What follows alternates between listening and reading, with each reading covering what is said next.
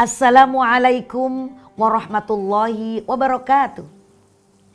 Alhamdulillah ala kulli halin wa ni'matin. Assalatu wassalamu alaika ya Rasulullah. Amma ba'du. Pemirsa El Sinta, apa kabar? Di pagi yang indah yang cerah ini, sehat jasmani, sehat rohani, sehat kantong? Kantong saya tanya. Jasmani, rohani, kantong, keluarga semua sehat. Running kita bekerja mencari rezeki Allah Subhanahu wa taala. Insya Allah barokah hidup kita. Barokah rezeki kita, manfaat umur kita, insya Allah selamat kita fitini wa dunya wal akhirah. Amin amin ya rabbal alamin. Salawat dan salam semoga Allah tetap limpahkan kepada beliau, junjungan kita, kekasih kita, rindu kita. Beliau adalah Kanjeng Nabi Muhammad sallallahu alaihi wasallam yang kita sangat rindukan syafaatnya di yaumil akhir kelak. Amin. Pemirsa Sinta TV, kali ini saya pengen sharing masalah aurat wanita. Fitur aurat diantaranya adalah suara wanita. Suara saya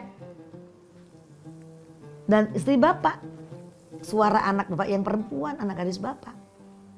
Dalam kajian yang dalam literasi yang saya baca, kesimpulan dari 4 madzhabul arba atau 4 mazhab fikih yang kita suka pakai pendapatnya, Imam Syafi'i, Imam Maliki, Imam Hanafi, Imam Hambali berpendapat bahwa suara wanita itu bukanlah aurat.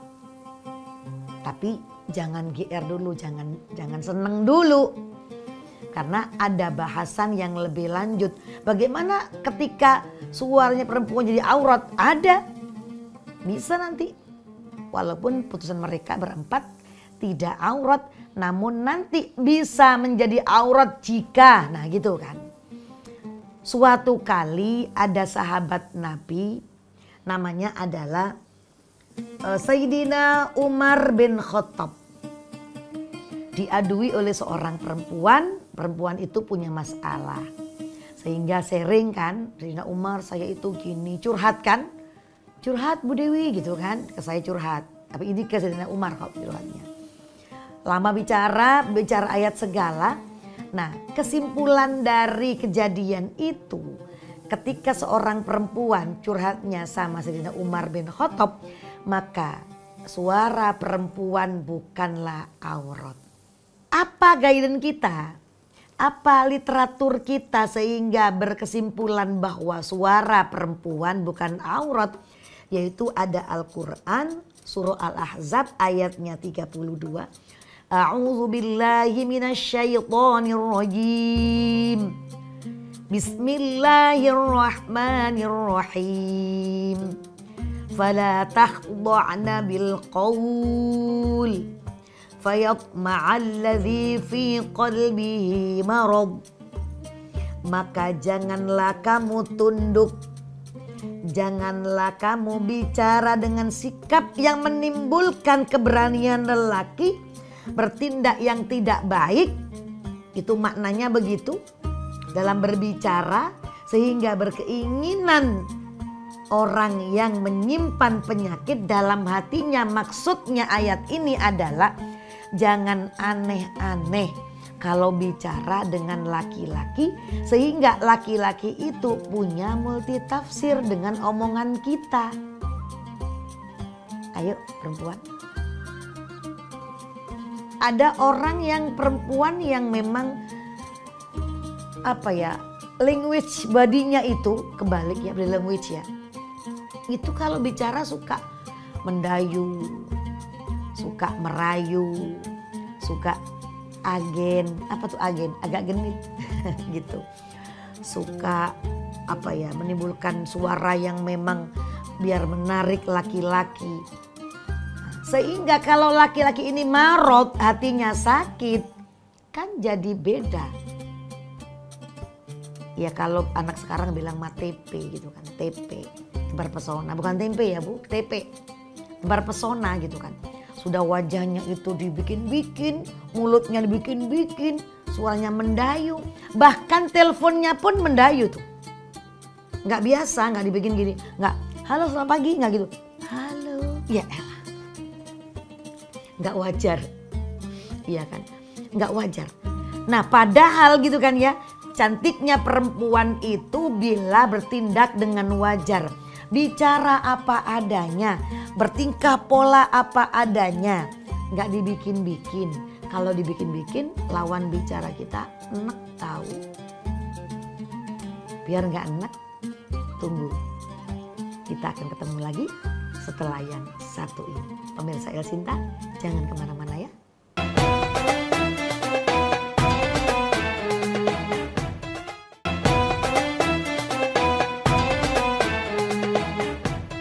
Pemirsa El Sinta TV, sudah mantang belum kita ngaji? Oke, pemirsa, perempuan itu memang Allah ciptakan, kelebihannya ada. Di antaranya apa? Bahasa tubuh, bahasa bicara, verbalnya juga menarik, tubuhnya juga mungkin lebih menarik daripada laki-laki loh ya. Jujur kan begitu kan memang. Nah, Allah ciptakan ini kelebihan kita. Nah, kelebihan ini bila ditambah dengan lebih dan lebay, akhirnya apa? Menjadikan madorot buat lawan kita alias laki-laki yang bukan muhrim. Kalau muhrim aman lah. Kalau suami kita merayu, merajuk, mau lebay gitu, mendayu, mendesah, aman. Silakan Bu mendayu Bu. Silakan merayu, silakan mendesah Bu. Tapi kalau bicara bayfun mendesah-desah, masalah nggak buat laki-laki itu. Yang marot, yang ada sakit itu masalah. Kita sakit, yang nerima teleponnya sakit. Sama sakitnya, sakit jiwa kan akhirnya. Kenapa? Seksual pelecehannya meningkat. Karena dua-duanya antara aksi dan interaksinya itu negatif kan. Nah itu. Maka perempuan menjadikan aurat, suara itu aurat kalau tadi itu lebay itu. Nah sekarang bagaimana seorang penyanyi yang memang profesinya jual suara kan? Ya penyanyi kan jual suara kan? Penyanyi, kori, pembaca puisi, MC, apalagi acting kan? Teman-teman yang suka main sinetron atau main film layar lebar atau apapun yang mereka itu memang jual, bukan jual ya, atau jasanya suara. Gimana hukumnya? Hukumnya adalah kalau memang menimbulkan maksiat banyak, maka jual suara yang tadinya suaranya nggak haram jadi haram karena ada embel-embel suara tapi dengan jual tubuh. Gimana tuh jual tubuh itu? Contoh penyanyi, udah terbuka pakaiannya, ketat pula, jogetnya juga luar biasa. Seronok, kemudian heboh, kemudian seksi berat gitu kan. Sehingga orang itu wah Masya Allah gitu kan. Nah akhirnya apa? Yang suara itu tadinya nggak haram, jadi haram karena intriknya tadi itu kan. Maaf bagi yang jual suara dengan jual jasa penyanyi. Anda itu boleh nyanyi, boleh. Apalagi negara demokrasi kan. Anda itu boleh lomba MTQ. Anda boleh baca puisi. Anda boleh apapun berakting. Dengan dari hati yang paling dalam. Ingat innamal a'malu binniyat. Sesungguhnya semua itu tergantung daripada niat. Kalau niat Anda nyanyi menggoda laki-laki agar banyak yang tertarik. Setelah itu agar Anda biar dibeli oleh laki-laki itu. Kan udah gak bener niatnya kan. Tapi kalau Anda nyanyinya itu lillahi ta'ala. Untuk syiar. Untuk mengisi sebuah acara. Nyanyi dengan suara yang seadanya, yang benar, yang enak, yang menarik. Tapi gak ada embel-embel jual tubuh tadi. Dan niatnya ibadah karena bisanya itu hasil menyanyi untuk hidup anak, untuk keluarga kita. Aman kan? Ibadah gak? Ibadah Cin. Ibadah sis. Ibadah bro. Kan begitu kan? Tapi yang menjadi maldorot itu kalau sudah menyanyinya dengan suara berlebihan. Ditambah lagi tadi itu bumbunya banyak. Jadi kalau itu dia nggak jual suara, jual tubuh kalau begitu. Nah ini ini kan masalah buat kita. Jangankan kok penyanyi, qori'ah sekalipun gitu kan ya. Kalau niatnya dia biar menarik laki-laki, dia ngaji, tampil, dibaguskan suaranya, biar laki-laki tertarik agar cari jodoh. Betulan dia jombluwati itu, qori'ah itu. Nah, Anda kan kata orang ibadah kan, baca Quran kan, padahal niatnya biar apa? Dapat jodoh oleh halayak, itu ada yang nyantol ke kita karena bagus suaranya. Salah, coret, teng, coret buat saya itu. Kenapa? Lagi-lagi innamal a'malu binniyat. Niatkan ngaji qori'ah dengan suara yang Allah berikan kelebihannya, melengking, mendayu, indah. Apabila bekerja pakai hati, cek omongan saya nih, ayo. Ya kan, cek omongan saya. Bekerja apapun kalau dengan hati yang paling dalam, tulus lillahi ta'ala, hasilnya akan positif. Pasti itu udah. Kerja apapun kalau nggak tulus, nggak ikhlas, dari hati yang paling dalam, hasilnya negatif.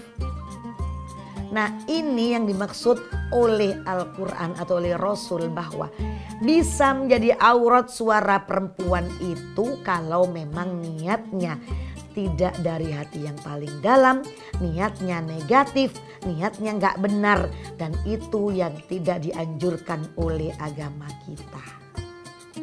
Dan suara itu adalah kelebihan yang Allah kasih kepada perempuan.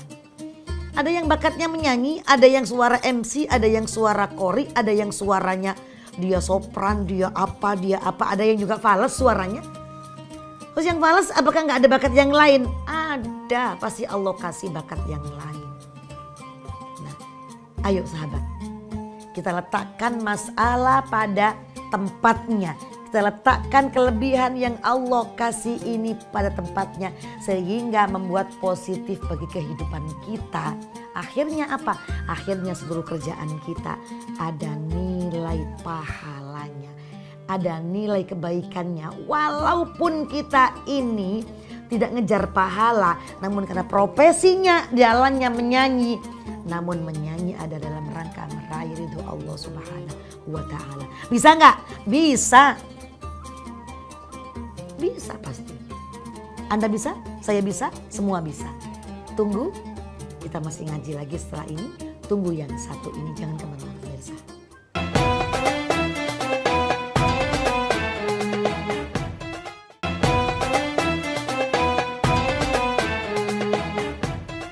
Pemirsa El Sinta, sudah siap ngaji lagi kita?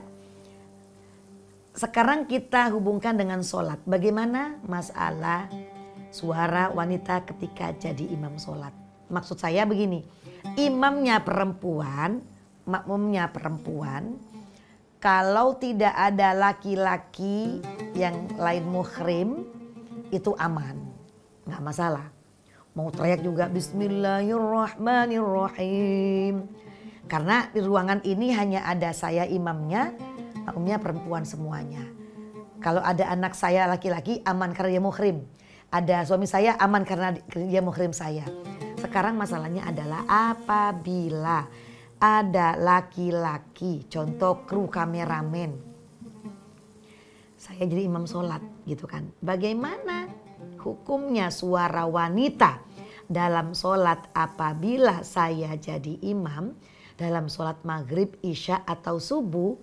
Kalau sholat duhur, asar kan aman pemirsa kan? Karena imamnya itu nggak perlu bersuara kan. Sekarang bagaimana kalau sholatnya maghrib, isya atau subuh? Maka pendapat Imam Asy-Syafi'i, beliau ngasih kita pendapat minimal suara kita terdengar oleh satu baris di belakang saya. Katakanlah makmumnya itu 10 belakang saya. Belakangnya lagi ada lagi. Nah, itu maksimal kedengar sebaris oleh di belakang saya. Itu kalau ada laki-laki yang tidak muhrim di samping saya. Saya imam gitu kan ya. Maksimal itu terdengar suara saya, Fatihah saya, surat saya itu terdengar oleh satu baris di belakang saya. Logikanya begini, yang belakangnya lagi gimana? Harus ikut yang depannya. maka Allahu Akbar. Belakangnya lagi ikut kan? Ikut, aman. Karena ada laki-laki yang bukan muhrim. Nah, ini kan secara implisit bahwa kita tidak boleh berlebihan dalam mengeluarkan suara ketika ada laki-laki lain. Ini kan guidance dari Imam Syafi'i kan. Namun lagi-lagi nih, kalau niatnya untuk dakwah, untuk syiar, ya nggak masalah kan. Kembali kepada innamal a'malu binniyat tadi. Niat saya nggak untuk menarik laki-laki itu, nggak untuk kecentilan, nggak genit, enggak. Niatnya mengajak, maka suara saya gedein karena nggak dengar dengan yang sebelah sana ceramah saya ini. Ini masalah sholat kan. Karena yang sangat sakral adalah imam dalam sholat perempuan itu. Ketika pendapat Syafi'i bahwa maksimal dengar di belakang saya satu baris. Yang belakangnya lagi ikut depannya lagi, ikut depannya lagi. Jadi nggak terbatas di belakangnya berapa orang aja, nggak masalah. Saya pernah punya pengalaman ini. Ya maklum kan saya pertama kali ke Madinah saat itu. Kita tahu bahwa negara Madinah atau Mekah itu kan negara yang sangat menerapkan hukum Islam yang sangat ketat. Di luar masjid teriak aja kita nggak boleh. Askarnya akan melarang kita. Haram, sautik haram. Suara Anda haram.